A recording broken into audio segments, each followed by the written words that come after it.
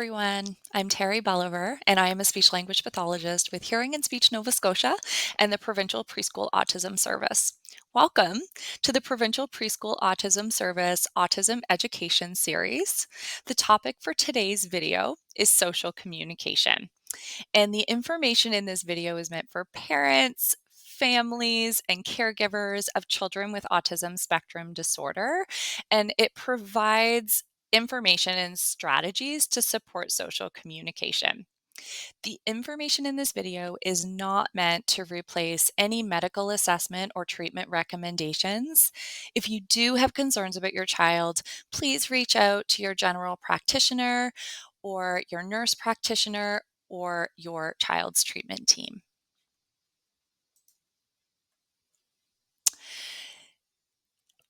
This video, like I said, is on social communication. However, there is a video in the Autism Education series titled Engagement 101, and I would suggest that if you haven't watched that video already, you go back and watch that as a foundational video before watching this social communication video.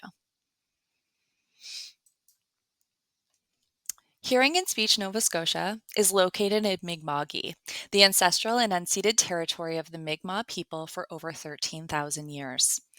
As an organization in Mi'kma'ki, Nova Scotia, focused on serving our community, we commit to working together with Indigenous communities and leaders to co-create a path forward focused on reflection, understanding, awareness, reconciliation, and action that honors the knowledge, wisdom, and strengths of Indigenous peoples and recognizes the historic and present day harms and trauma experienced by Indigenous peoples. So let's talk about social communication. Social communication is really defined as how we send a message to other people, and it involves lots of different things. It involves imitating, it involves responding, initiating, so starting a conversation or starting an interaction, sharing maybe of materials, maybe sharing of information, taking turns, problem solving, waiting, and also playing in a group. And why? Why do we communicate? When we're early communicators, we typically communicate to protest or refuse something, or to ask for things, so to get our needs and our wants met. However, as a child's language skills develop, they may start to communicate for more social purposes. So things like showing, commenting on things or people or themselves, and engaging in conversations or pretend play. There's also lots of different ways that we do communicate with other people. So one of which is eye gaze. We can do a lot of communicating with our eyes. Facial expressions are a great way to let other people know how we're feeling about things. Gestures like reaching for that spatula that we need in the kitchen, or leading someone to where we want to go, or pointing out something that we think is really cool.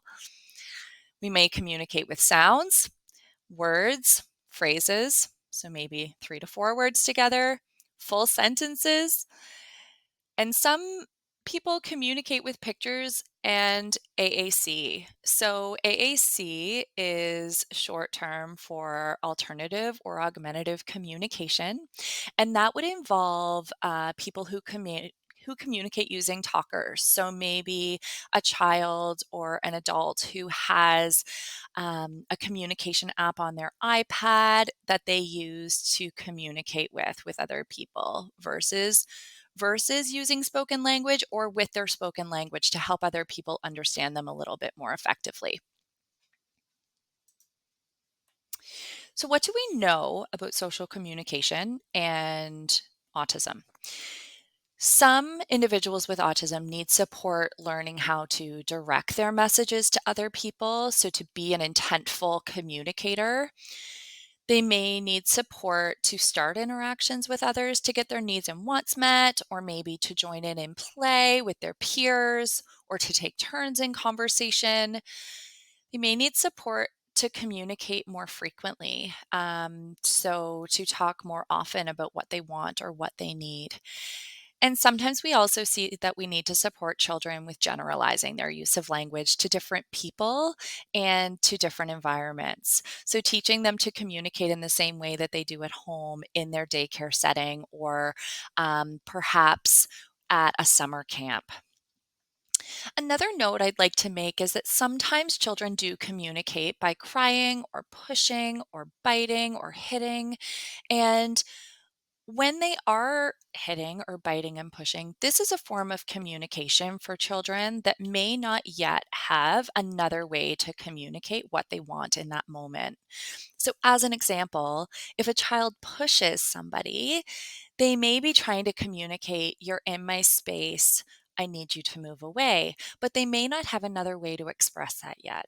So you can work with your treatment team to support your child if they are communicating in some of these ways. As I mentioned earlier, it's really beneficial if you've already watched the Engagement 101 video, which focused on how we can build positive interactions with children by getting face to face, following their lead, copying what they're doing, adding and expanding on their play, modeling language, keeping it fun, limiting distractions, and integrating people games into your interactions. And really, like I mentioned, before we can support social communication, we really need to support children with being engaged with us.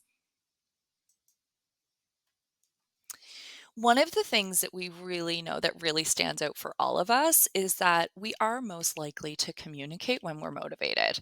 Um, Early on, children communicate to protest, so to tell us what they do not want, and to request, so to ask for things that they do want.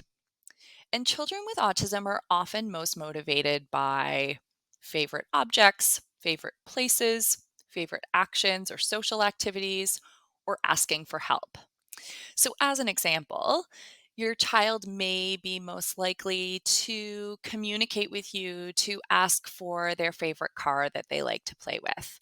Or maybe they're motivated to ask for an elastic to play with or to explore because they really like it when things stretch. If a child is really motivated by a park or going outside, those might be the types of things that they're motivated to request. Or maybe your child really likes to spin or really likes water play. In those moments, they might be asking for activities or social routines that involve their sensory preferences, like movement or like the sensation of water on their skin. And lastly, they might really be motivated to ask for assistance when something doesn't work the way that they're expecting. So maybe their toy car's wheel falls off, or maybe they can't get a container open that their favorite snack is in. For children who are not as motivated, we can increase a child's motivation by manipulating the environment and creating communication temptations. So, creating temptations to communicate really gives children a reason to communicate with us. And when we're trying to help a child to actively communicate with us, we need to create a need for them to communicate, an opportunity, and a reward. So they feel reinforced for their efforts to direct their communication to another person. So, as an example, if we're trying to set up a communication temptation for a child who wants an object, we might put those items that the child likes out of reach but in sight. So, maybe we put their bubbles on the top of the fridge. Or if your child really likes doing puzzles, maybe we are the keeper of a few pieces of the puzzle. We give them the rest, and then we create that opportunity for communication to ask for more pieces. We may also create communication temptations for a child to request help. So maybe we activate a toy that they really love, but that they have difficulty activating on their own, like spinning a jack in the box or getting a wind up toy started. Or maybe we put things in a container that they can't open, but they can see through so they can see what's in it. Lastly, we might also create communication temptations by supporting them with requesting a social activity. So we might start a people game or a song that they enjoy, and then we're going to wait. So maybe we start to chase them and then we stop and we see what happens. When we're modeling language for your child, you want to meet them where they are with their communication skills. And we want to be really mindful of that when we're prompting and modeling language. So, firstly, we want for the prompts or the language models to be simple. So, if your child is using gestures, we might model single words for them to describe what things are. So, if they reach for a car, for example, we're going to say car. We also want for those opportunities to be really clear. So you want to make sure that you say it as a statement versus a question. In addition to that, we also might do the add one trick. So we might, if your child is using spoken communication, suggest that you add one word on. So if they say cat, we might say big cat so that they're learning about different descriptors that describe that object or that thing. We also want to make sure that we're using specific language with our modeling. So, as an example, if your child wants bubbles, model bubbles. You could also, as the activity progresses, model blow. We want to use that specific language instead of generic language like more or again, because your child will be more likely to get what they want when they ask for it if they use the actual label for the object. And then words like more and again can be used later to expand on that language. So, more bubbles, tickle me again. We also, like I said previously, want to make sure that we're modeling language and prompting based on a child's motivation. So, I think by now we know that having your child's motivation is absolutely key to engagement and social communication, and it will increase the likelihood of them tuning into the language that we're using. When we're modeling language, we want to ensure that this is based on what the child is attending to and what they're motivated for. So, after you have created that motivation to communicate through setting up your communication temptations, you want to say the word for what they want, and then you want to pause and wait and see what your child does. So, when you do pause, we want to make sure that that pause is long enough. We can sometimes have a tendency to say the word over and over again. However, this doesn't really allow the child to process what that expectation is. So, what we typically suggest is that we say the word ball and then we wait for a count of 5 to our in our head while looking at the child expectantly so that they know that we are expecting them to do something.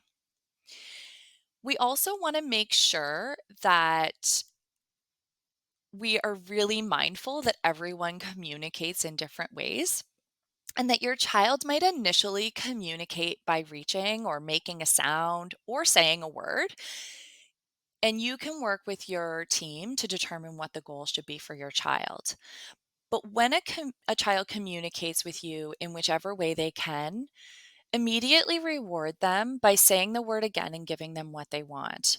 Or if you do have a goal set up with your team, making sure that we reward that particular goal as quickly and as naturally as we can.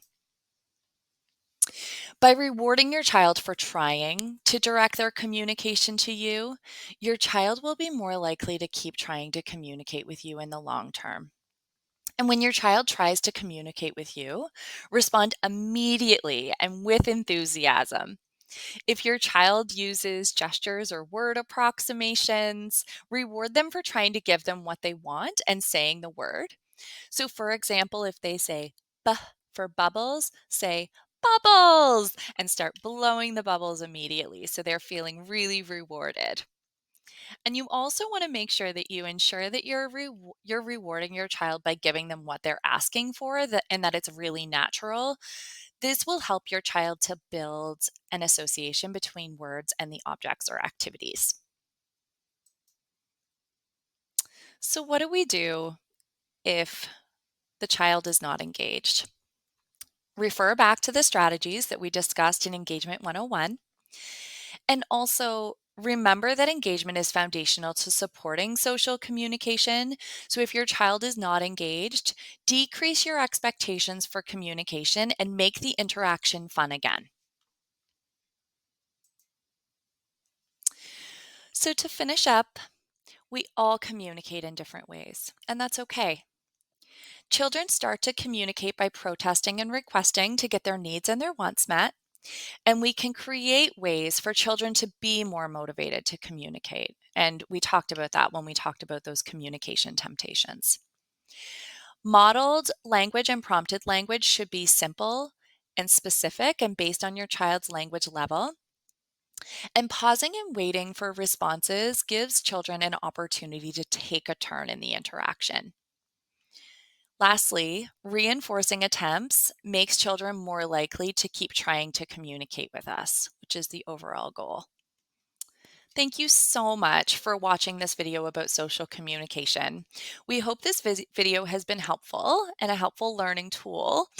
Please know that the strategies that you have learned in this video will be supported by trained clinicians in real life scenarios within the preschool autism program, and we look forward to partnering with you.